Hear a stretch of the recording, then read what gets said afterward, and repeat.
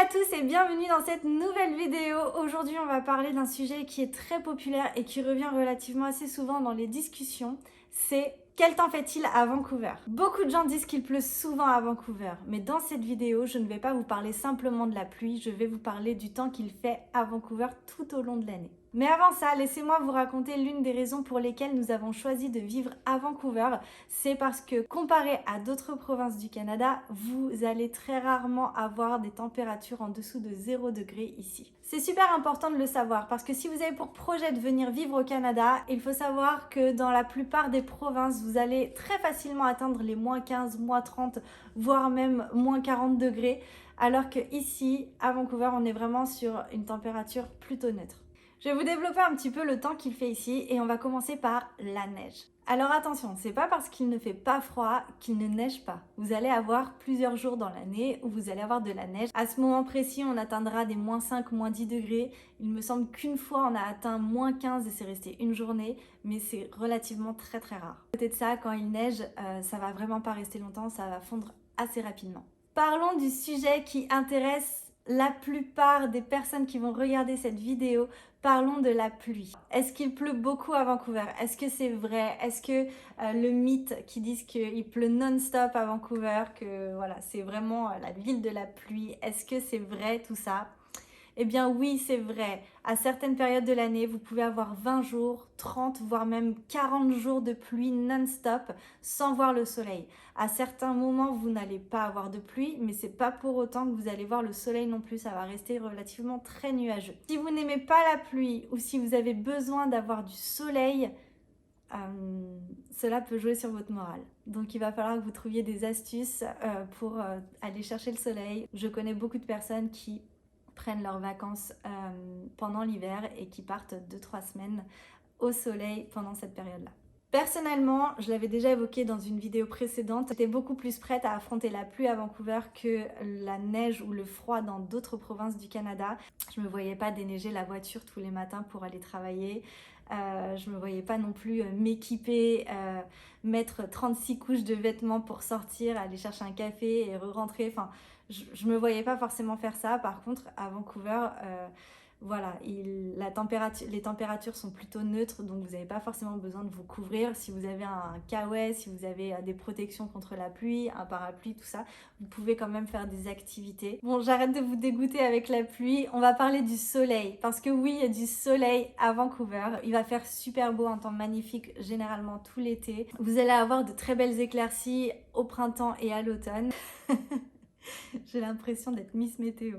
Ici, dès qu'il fait beau, vous avez tout de suite les cerisiers japonais. Vous avez vraiment voilà, de très belles couleurs. Vous allez profiter. J'ai l'impression que vous profitez des saisons plus longtemps à Vancouver que dans les autres provinces où la neige et l'hiver arrivent très rapidement. Vous allez avoir de belles chaleurs quand même à Vancouver. Pour vous donner une idée, généralement, on va rarement au-dessus des 30 degrés en été, mais l'été dernier, on a eu un pic de chaleur où on a eu près de 45 degrés une journée. C'était un record. Il a fait très chaud, les gens ont couru dans les magasins pour acheter ventilateurs, clim, tout était en rupture de stock super rapidement. À côté de ça, on a les parcs à eau, on a les piscines, il y avait pas mal de choses pour aider les enfants à se rafraîchir tout au long de la journée. Donc ça, c'est vrai que c'était relativement bien. Mais voilà, pour vous dire, il ne pleut pas tout le temps non plus. Vous allez avoir généralement un bel été à Vancouver. Alors c'est vrai que c'est super intéressant de vous parler comme ça de la pluie, du soleil, de la neige, mais je vais maintenant vous expliquer comment est le temps mois par mois ici à Vancouver. Je pense que c'est super intéressant d'avoir une vue d'ensemble et de savoir à quoi vous devez vous attendre tout au long de l'année. Alors ce que je vous raconte, c'est basé sur mes 4 dernières années que j'ai passées ici. Maintenant, s'il y a des gens qui vivent ici depuis beaucoup plus longtemps, peut-être que vous aurez une vision différente du temps à Vancouver. On va commencer tout de suite avec le mois de janvier. Vous allez avoir de la pluie, des nuages et un peu de neige. C'est pas forcément le meilleur mois, le mois le plus fun, mais ça peut être cool d'avoir un peu de neige en janvier. Février, pareil que le mois de janvier, on va être sur pluie, nuages et c'est possible d'avoir de la neige. En 2020, on a eu une semaine de neige en février, mais par exemple cette année, on n'en a pas eu. En mars, on va être sur soleil et nuages avec un peu de pluie. Mars, c'est le début de la saison des cerisiers japonais, donc on a quand même beaucoup plus d'éclaircies. Mais pour vous donner un exemple, cette année, le mois de mars, il a quasiment plu tout le mois. Donc voilà, il faut s'attendre aussi à avoir quand même encore de la pluie. En avril, on est sur soleil et nuages. Maintenant, attendez-vous à avoir quand même encore quelques jours de pluie dans le mois, mais les couleurs sont vraiment superbes. Vous allez avoir le festival des tulipes, les cerisiers japonais, donc on a vraiment la ville qui est complètement fleurie. En mai, on est sur du soleil et un peu de nuages. En juin également, ça va être soleil et nuages. Attention, il y a 2 ans, on a eu quasiment que de la pluie pendant 3 semaines en juin. C'était complètement inattendu, inespéré, on s'attendait tous à avoir un super mois de juin et en fait, il l'a fait relativement très moche ce mois-ci, mais c'était il y a 2 ans, l'année dernière c'était plutôt cool, donc voilà, j'espère que cette année ce sera plutôt bien aussi. Juillet et août, on est sur grand soleil. Si vous décidez de venir en vacances à Vancouver, c'est vrai que c'est la meilleure période. Septembre, on est sur soleil et nuages. J'ai toujours trouvé qu'en automne il faisait super beau à Vancouver, je sais pas pourquoi, c'est peut-être parce que c'est mon mois préféré. En octobre, vous allez avoir généralement soleil, nuages et des averses de temps en temps. Novembre. Alors novembre, j'ai envie de dire que c'est pluie. Pluie non-stop. Après, ça dépend. C'est possible qu'il y ait des éclaircies. Mais novembre, pour moi, c'est le mois le plus terrible. C'est le mois où il pleut tout le temps. C'est ce mois-ci où on vous disait... Vous pouvez avoir 30 jours d'affilée. Pour moi, c'est le mois de novembre. Décembre, comparé au mois de novembre, j'ai toujours trouvé qu'il pouvait y avoir de très belles éclaircies, de belles journées en décembre. C'est peut-être parce que du fait qu'il fasse un petit peu plus froid, qu'il y ait des risques de neige. Généralement, après, vous avez quelques jours de beau temps en décembre. Mais en règle générale, décembre, on va être sur nuages, pluie et un petit peu de neige. Je vous mets le tableau récapitulatif du temps à Vancouver toute l'année juste ici. Vous pouvez faire un screenshot si vous voulez. Attention, voilà, c'est basé sur ma propre expérience sur ces 4 dernières années. Maintenant, ça ne veut pas dire que si vous venez en vacances au mois de juillet et que vous avez une semaine de pluie, il faudra vraiment pas m'en vouloir. Maintenant que vous avez vu cette vidéo, vous avez dû vous faire votre propre opinion. Soit vous êtes déjà parti et vous avez dit non, non, c'est pas pour moi la pluie. Soit vous êtes arrivé jusqu'ici.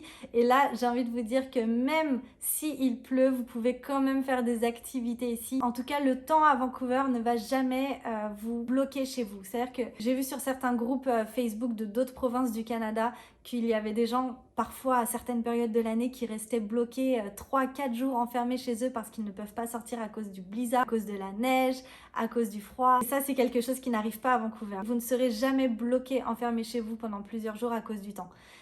Vous pourrez toujours sortir, faire des activités. Il y a énormément de choses à faire. Vous pouvez faire des hikes, vous pouvez faire des belles balades, vous pouvez aller en forêt, vous pouvez faire beaucoup de belles choses, même sous la pluie. Ça ne vous arrêtera pas. Alors mes petites astuces pour affronter le temps à Vancouver, n'hésitez pas à investir dans les équipements contre la pluie, tout ce qui est bottes de pluie, kawaii, parapluie et autres. Si vous pensez que le manque de soleil, ça va être quelque chose qui va beaucoup vous toucher, à ce moment-là, prévoyez vos vacances plutôt l'hiver pour partir au soleil. On n'est vraiment pas très loin de très belles destinations. Vous avez Hawaï, vous avez le Mexique, le Costa Rica, Los Angeles, où vous allez pouvoir aller chercher la chaleur et le soleil pendant cette période un petit peu de transition. Voilà, vous savez tout sur le temps à Vancouver.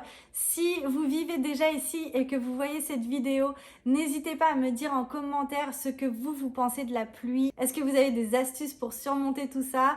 Est-ce que ça vous dérange ou ça ne vous dérange? Au contraire, pas du tout. N'hésitez vraiment pas à me dire voilà votre opinion sur le sujet. Et au contraire, si vous comptez venir vivre ici ou vous installer au Canada, pareil, n'hésitez pas à me dire si cette vidéo vous a conforté dans votre choix ou au contraire vous a fait dire oh non, pas du tout, c'est pas forcément la ville pour moi. Merci beaucoup d'avoir regardé cette vidéo. Je vous retrouve très bientôt avec un nouveau sujet et je vous dis à très vite.